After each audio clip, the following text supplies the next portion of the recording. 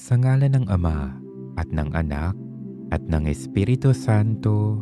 Amen. Minamahal kong Panginoon, sa paggising ko ngayong umaga, Ikaw ang siyang nasa isip at puso ko. Nais kong ilaan ang mga sandaling ito upang damhin ang iyong banal na presensya. Buong paggalang akong nananalangin ngayong umaga upang pasalamatan ka sa biyaya ng bagong araw na ito.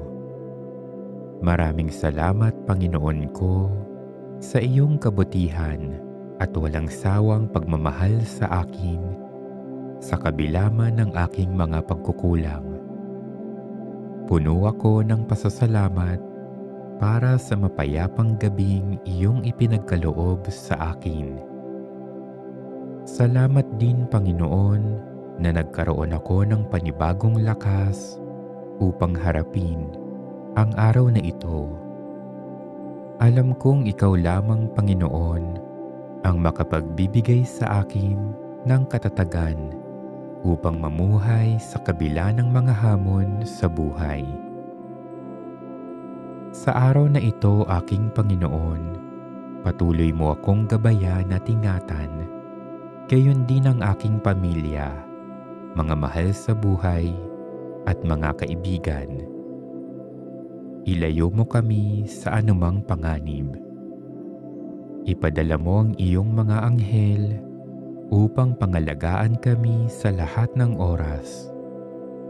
Ipadama mo sa amin ang iyong banal na presensya, sapagkat ikaw, Panginoon, ang aming tagapagtanggol.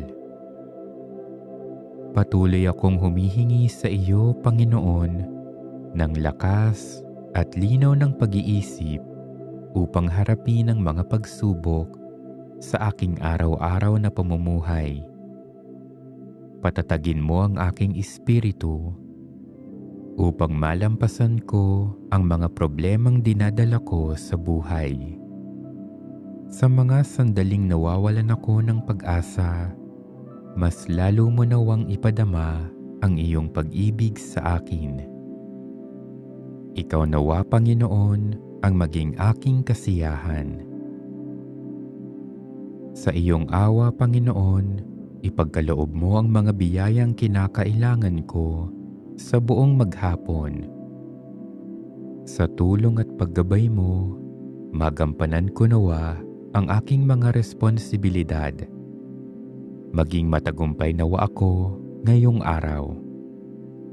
Gawin ko nawa kung ano ang mabuti at tama, at sa iyong awa, huwag nawa akong magkasala. Panginoon ko, ipinagkakatiwala ko sa iyo ang aking sarili, pati na rin ang aking pamilya, mga mahal sa buhay, at mga kaibigan.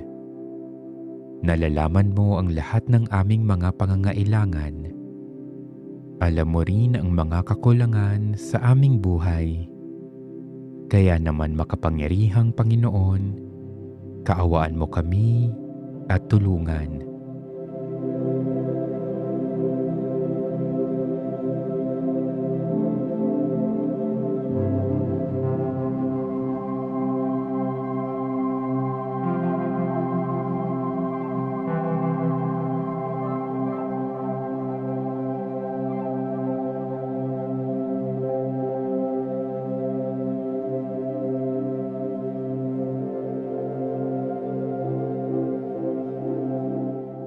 Panginoon, pagpalain mo ako sa araw na ito.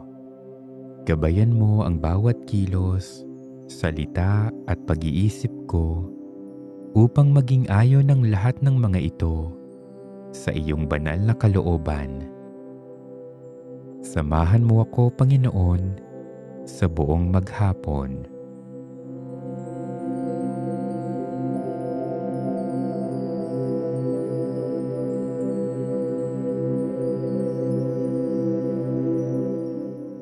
Sa banal na kasulatan, pinaaalalahanan tayong manalangin lagi. Sa unang sulat sa mga taga-Tesalonika, nasusulat, "Magalak kayong lagi, palagi kayong manalangin at magpasalamat kayo sa Diyos sa lahat ng pagkakataon, sapagkat ito ang kalooban ng Diyos para sa inyo sa inyong pakikipag-isa kay Kristo Jesus." Kaya sa mga sandaling ito, buong pag-ibig at pananampalataya tayong manalangin. Mapagmahal naming Ama, buong pagpapakumbaba kaming lumalapit sa iyo ngayon at punong-puno ng pasasalamat para sa biyaya ng araw na ito. Nagpapasalamat rin kami sa iyong walang maliw na pagmamahal at patuloy mong pagpapala sa amin araw-araw. Maraming salamat sa biyaya ng buhay at ng mabuting kalusugan. Lubos rin naming ipinagpapasalamat ang aming pamilya, mga kamag-anak, kaibigan, at mga mahal sa buhay. Higit sa lahat, salamat rin sa panibagong pagkakataon upang maglingkod sa iyo at sa aming kapwa. Sa pagsisimula namin sa araw na ito, hinihiling namin ang iyong patnubay, karunungan at biyaya na tulungan kaming mamuhay ayon sa iyong banal na kalooban. Aming Panginoong Hesukristo, nananalig kami sa iyo at tinatanggap ka namin bilang aming maawain at mapagmahal na manunubos. Ipinagkakatiwala namin sa iyo ang lahat ng aming mga daing, ang aming mga gawain sa araw na ito, lahat ng aming tuwa, galak, pati na rin ang aming kalungkutan at pagsisikap sa maghapon. Kaisa ng iyong pagpapakasakit sa krus, nawa ang aming paggawa ng mabuti sa araw na ito ay maging kalugod-lugod sa iyong kamahal-mahalang puso. Sa iyong awa, itulot mo nawa ang kaligtasan ng aming kaluluwa. Patawarin mo nawa kami sa aming mga pagkakasala at buhayin mo sa amin ang masidhing pagnanais na magbagong buhay at lumayo sa kasalanan. Manatili ka nawa sa aming piling upang maligtas kami sa anumang panganib. O Banal na Espiritu, dumudulog kami sa iyo upang hingi ng iyong makalangit na karunungan at upang mapuspos kami ng biyaya at pagpapala ngayong araw. Hiling namin ang biyaya ng matibay na pananampalataya upang patuloy kaming magtiwala sa kabutihan at habag ng Diyos. Idinadalangin din namin ang biyaya ng pag-asa upang maging matiyaga at matatag kami sa harap ng mga pagsubok at anumang kahirapan. Ipinagdarasal din namin na mapuno kami ng pag-ibig upang mamuhay kaming kaisa ng Diyos at ng aming kapwa. Hinihiling namin ang iyong patnubay upang aming mabatid ang iyong kalooban at sundin ang iyong mga utos. Aming mahal na Birheng Maria, iginagalang ka namin bilang ina ng Diyos at aming ding sariling ina. Ipinagkakatiwala namin ang aming sarili sa iyong pangangalaga at makainang proteksyon. Tulungan mo kaming tularan ang iyong pagpapakumbaba, pagiging masunurin sa kalooban ng Diyos, ang iyong kadalisayan at iyong pagiging maibigin sa kapwa. Akayin mo kami patungo sa iyong anak at tulungan mo kaming ipagkatiwala ang aming buhay sa kanyang habag at pag-ibig. Lahat ng mga anghel at mga banal hinihiling namin ang inyong pamamagitan at pagtulong, lalo na sa oras ng kagipitan. Ipanalangin ninyo kami upang maging karapat-dapat sa harapan ng Diyos at upang maging matyaga kami sa aming paglalakbay sa mundong ito. Masundan nawa namin ang inyong halimbawa ng katapatan at kabanalan. O aming mapagmahal na Ama, kalugdan mo kami at ang aming mga daing. Nagkakaisa ang aming mga pusong nagpapakumbaba at idinudulog namin sa iyo ang lahat ng aming mga pangangailangan, ang lahat ng aming mga saloobin at mga hinaing, ang aming mga hiling at intensyon.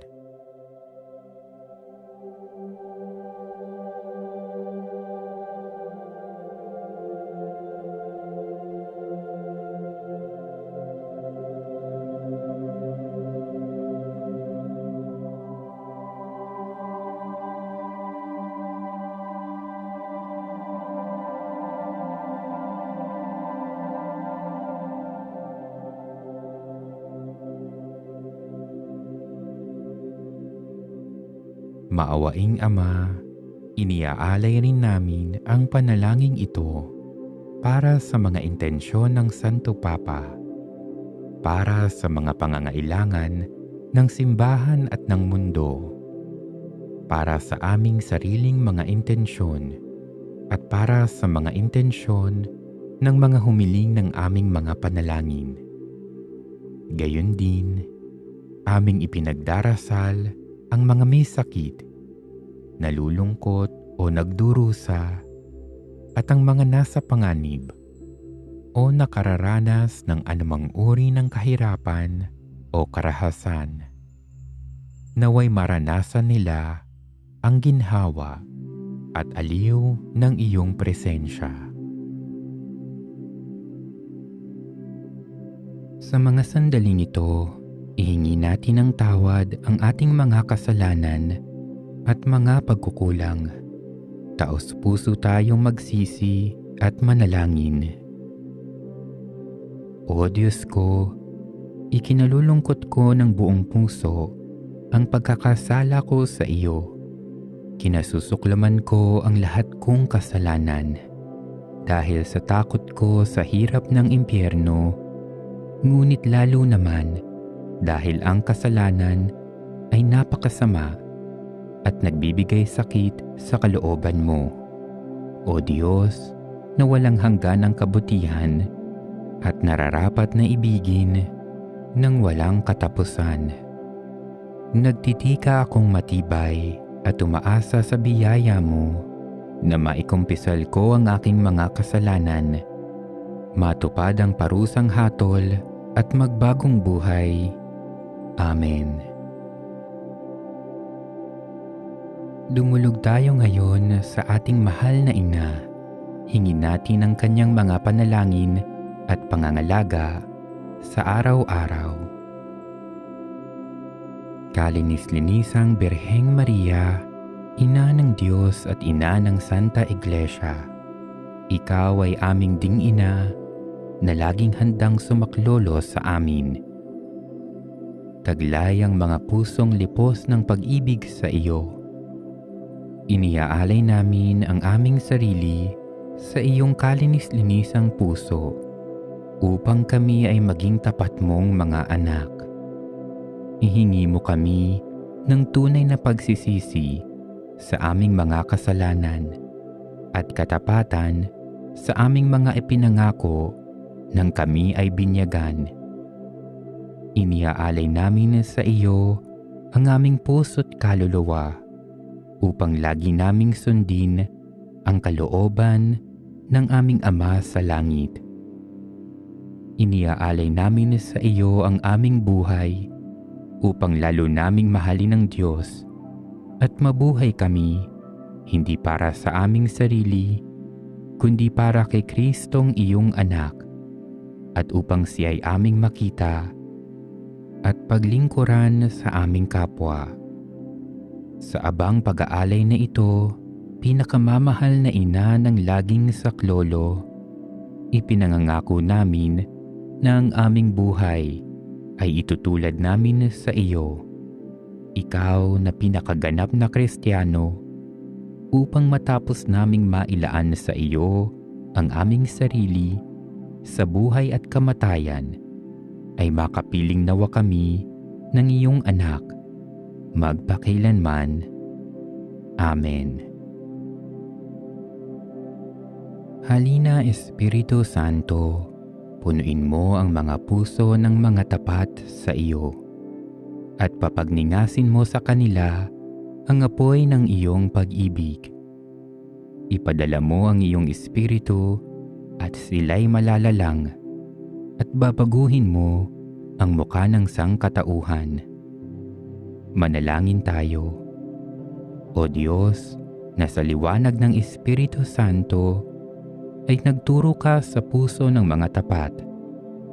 Ipagkaloob mo na sa pamamagitan na rin ng Espiritong iyan ay malaman namin ang matuwid at matamasang palagi ang kanyang pag-aliw sa pamamagitan ni Kristong aming Panginoon. Amen. Ngayon naman tayo'y lumapit kay San Jose. O San Jose, dakilang patriarkang may kakayahang gawing posible ang mga imposible. Halina at tulungan kami sa panahon ng kagipitan at paghihirap. Ingatan at pangalagaan mo kami nang mauwi sa mabuti at magbunga ng maganda ang aming mga pagdurusa at pinagdaraanan sa buhay. Aming minamahal na Ama, buo ang pagtitiwala namin sa iyong pagtulong. Huwag nawa sanang mauwi sa wala ang aming pag-asa sa iyo. Alam naming sa tulong ni Jesus at Maria, lubos mong maipamamala sa amin ang iyong kabutihan at kapangyarihan. Amen. O makapangyarihang Prinsipe ng Kalangitan, San Miguel, kami nagmamakaawa na tuwina'y ilayo at ipagsanggalang kami sa lahat ng pakikipaglaban sa mga tukso araw-araw sa mundong ito. Tulungan mo kaming mapagtagumpayan lahat ng kasamaan at patatagin kami upang maihayag ang aming pananampalataya at katapatan sa makapangyarihang Diyos, kasama ng mga anghel at banal sa langit. O San Miguel, ipamagitan mo kami kasama ng Birheng Maria upang makamit ang mga sumusunod na kahilingan.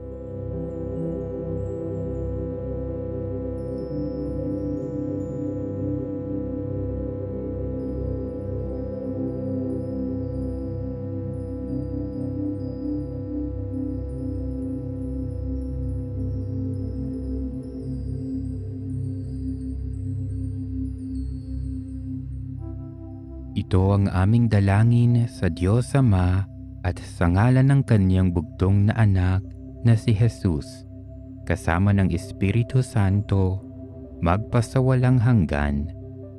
Amen.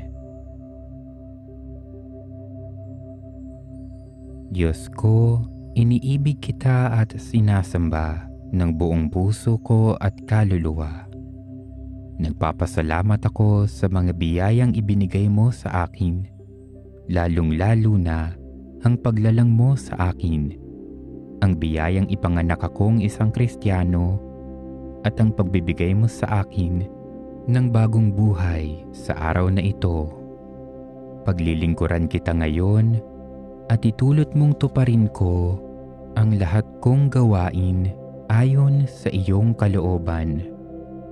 Punuin mo ako ng iyong mga biyaya, 10 ng aking mga mahal sa buhay. O Panginoon, pagpalain mo nawa kaming lagi, iligtas kami mula sa kasamaan, at akayin mo kami sa buhay na walang hanggan. Amen. Sa ngalan ng Ama at ng Anak at ng Espiritu Santo. Amen.